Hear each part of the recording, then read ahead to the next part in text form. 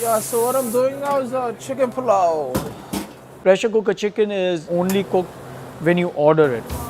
Red chili, mace, bay leaf, cloves. You'll know it's ready if the spices starts to pop.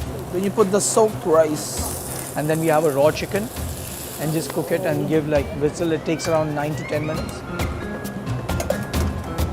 The kitchen is small, so we cannot cook more than 3 at a time. So when we have so many orders, we have to somehow just start churning it out faster.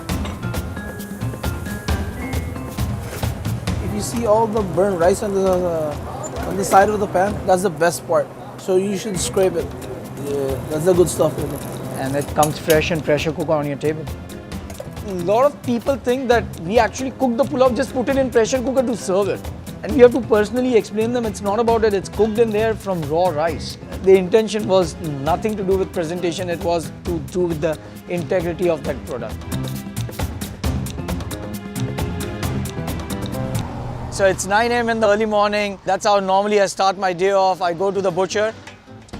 So he's Didar Dada. Dada is like an elder brother that we call out of respect. He supplies most of the goat, mutton, lamb to all our restaurants. Basically, when we have the whole carcass with us, what we do is we try to pick up as many parts as possible. What we are going to pick up today is the goat neck, the testicles and the kidney. He's an expert on this. He's a master of it, so he knows it. He can cut this like faster than this. This was slow.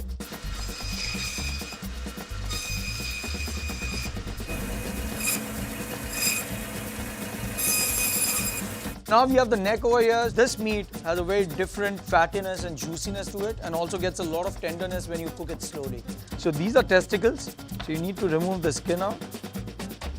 Here it becomes like a very novelty product of using kidneys and liver and testicle. In India, it's a part and parcel of it. A lot of people who want to do it, but they are afraid of doing it. We are not scared of anything. The fear of failure is not present in our universe. So this is the start of our gurda kapoora. This is exactly 2 portions over here. These are the trotters. We make a stock for this, and this is the base for the curry for this. So the last thing that we are going to pick up today are the livers. We are just going to try a new dish with it, and let's see if it works out. We are trying to grill the kidneys over the fire, and then just toss it up in some, chopped chili and onion with some spice blend and lemon juice. The first thing we need to do is get off to the bigger task, which we can finish off as early as possible before the entire team comes in. As you can see, it's a smaller kitchen, so we need to be very efficient in our planning and the workflow. What I'm trying to do is make this stock for tonight for the testicles and the kidneys. We have this bones from the butcher shop, so I'm going to use half of them. I'm going to add in some red onions. There's the green chili. That's some red chili powder. That's a Kashmiri red chili. It's a little bit of turmeric. So these are some stems of cilantro that we save for these stocks. We try to minimize the wastage as much as possible. So guys, that's a ginger garlic paste. Just mix up everything. So this is for the gurda kapoora, which is the testicles and the kidney. And this basically forms the base of the sauce.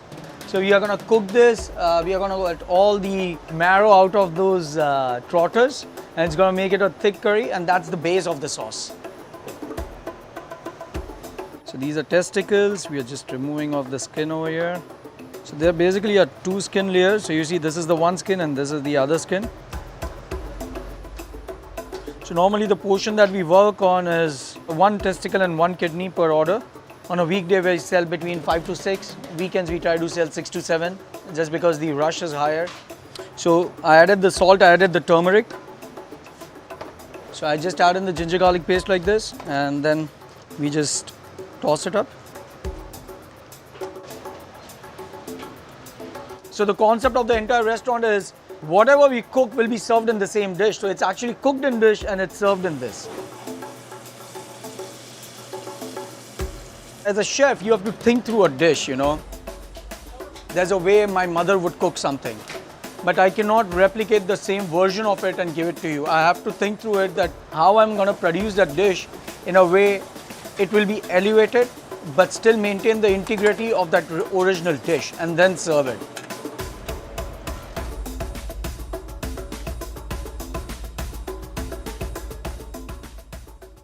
That Chef Eric, he's the chef de cuisine and the big boss over here. I just work for him over here, trust me.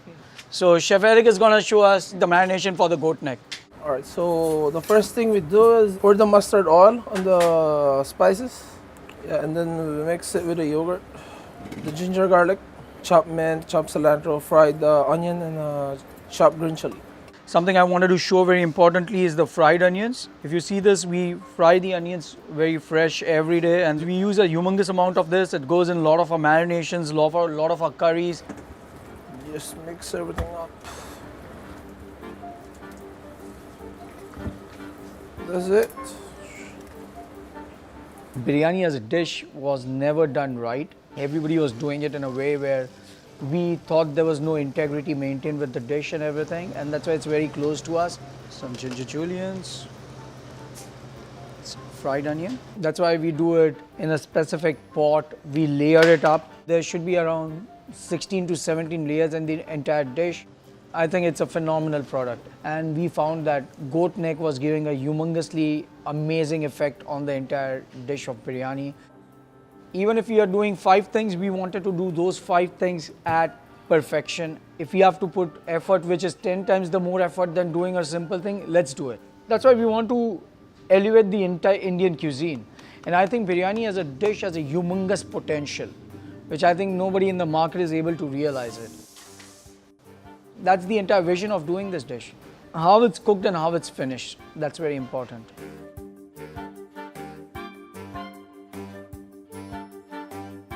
So guys, it's 4:30. We are finishing off few things. We have the murg kofta over here. So murg kofta is a phenomenal dish. It's basically a spiced chicken mince, and then there's a soft boiled egg, and we encase the soft boiled egg within the chicken mince.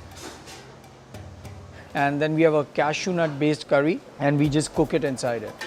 So by the time it comes on your table, it's piping off, there's steam coming out. You open up, and when you cut through it, it just breaks open, and then there's egg in the middle, which nobody's expecting actually.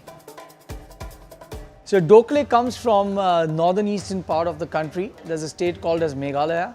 He found about it, and then he researched about it, and that's how we came up with this dish. He's very proud of the dish, and I think it's one of a phenomenal dish which nobody has even explored in Indian food till now. We're gonna pressure cook the pig face because it takes a lot of time. Right there.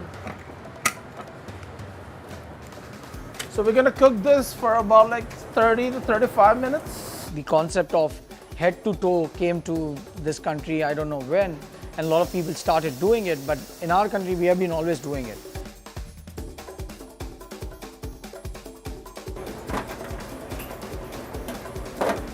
So what they do is they cook the entire pig, but they don't want to waste the head. So they basically slow cook it, and then they grill it and make a salad out of it. So that's what we are trying to do over here. We pressure cook it, then we are going to grill it, and we'll make a salad out of it.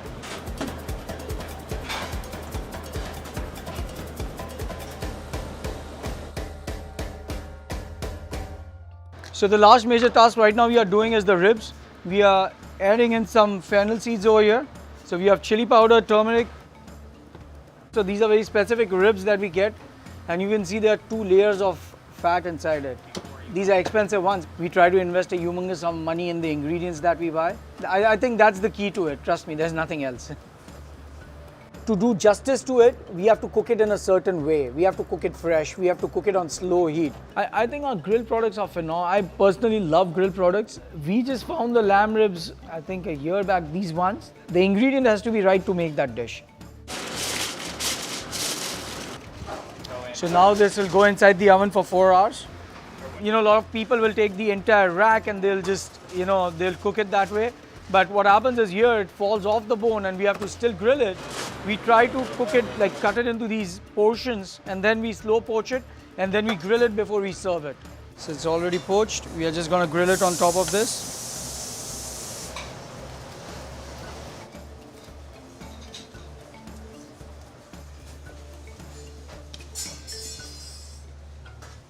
So guys, what we have over here is the mutton. So we started doing this dish. It's a very traditional recipe called Champaran meat, which comes from eastern part of India. It's a small place called as Champaran. We take a batch of mutton, we marinate it. Then you have cilantro, mint, ginger, fried onion. The mutton is actually specially flown from Arizona. We couldn't find mutton anywhere local, so it's bought from Arizona. That's a whole garlic pod which goes inside this. We just pour the stock over the entire thing.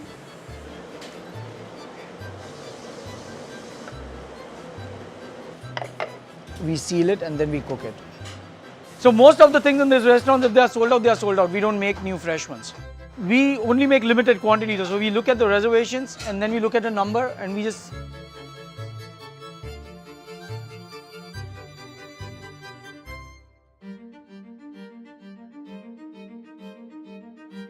So we have been experimenting with the liver. We haven't found the right taste yet. Just hoping today is the Eureka moment and we get it right. Basically, we have 4 different kinds of liver. 2 are yogurt based, 2 are dry rub. I'm gonna cook 2 in the pot with little bit of stock. The other 2 ones I'm gonna grill over the grill. As I'm doing it, something that goes through my mind is, how am I gonna get 10 orders out at the same point of time? Let's say 10 people order this together. How am I gonna cook this? We fail humongously. You know, people think like, oh, these guys are doing this. We actually fail like so many times. Like we keep on trying new things. We keep on failing about it. And that's when after failing multiple times, you get it right once. So that's what we keep in our mind, that failure is a part of the process that we are doing. So that's Ronnie. Ronnie is the CEO of the company. So we have 4 different versions of liver over here. This was a yogurt based dry rub. That's a dry rub with the masalas. That's a yogurt with the masalas. Which one do you want us to try first? I think we should start with the dry rub. This one is grilled. Nah, this one is flat. We all equally hated the dry rub. So that's the one with the yogurt base. So this is the one with the dry rub. The yogurt one was typically not clear of anybody. Nobody liked it, including me. We decided to do something more with this, explore more on the grill part of it, than to go with a little bit of, curried version of it. So we are going to work more on this now. Hey guys, it's 5 o'clock. We have the first ticket in, guys. Come on. Service here is like, it's crazy. It's like from 5 to 9:30, 9:45 or 10, I would say. Yeah, 9 till 10. It's like an engine room which is pumping. 1 kofta gone already. 2 kofta gone, Buba. Cheesecake coming, guys. Cheesecake coming. This kitchen and entire restaurant was planned pre-COVID, so we never had the outside seats. The volume of the restaurant has literally doubled. And that's how the kitchen was built, to support 44 seats in the restaurant and 12 seats on the bar. But now we are literally doing double the seating capacity. So that's where it gets a little tighter. In today's time, to find simple things is very difficult. And it's the simplicity of this restaurant which I think excites people. Guys, one new order, veg pressure pulao, 1 goat neck biryani, straight fire. What I feel is it's a very honest product, and like a lot of people use the word soul food. It's done with a lot of heart, and I think that's what excites people. We actually want more and more Indian restaurants doing quality Indian food, because that's how the cuisine will move forward. I think next 5 years is going to define the Indian food in New York, and I pray God every day that we get more and more quality, good Indian restaurants.